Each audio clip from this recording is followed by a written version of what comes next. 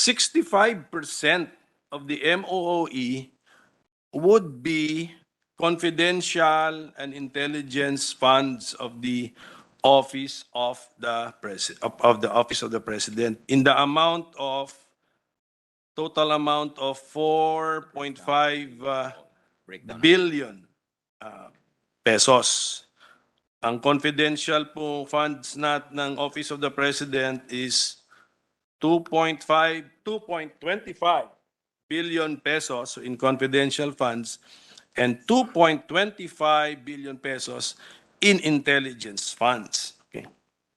Let me start by asking not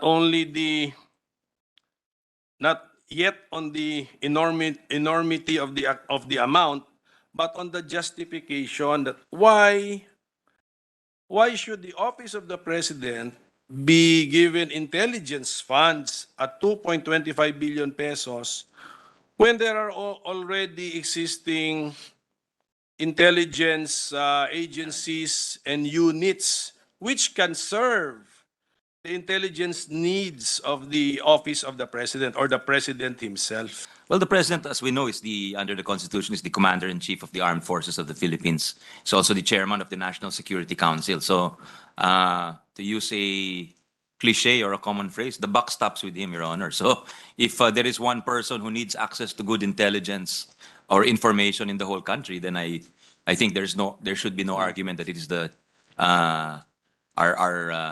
our president, Your Honor, because he's responsible. I mean, even things which are not his fault are blamed on him. So I think he deserves to know what's happening.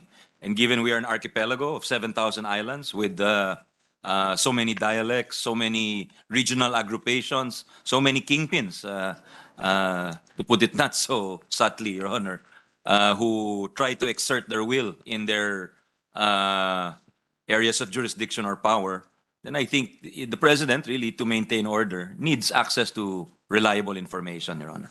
So aren't the 2.25 billion pesos lodged with the office of the president better lodged in the intelligence agencies, Mr. President? Well, I'm not an expert on these matters, Your Honor, but I would expect that he's also not just a user, but a gatherer of information, because there may be individuals who are not willing to give that information to a large organization and have exposed themselves.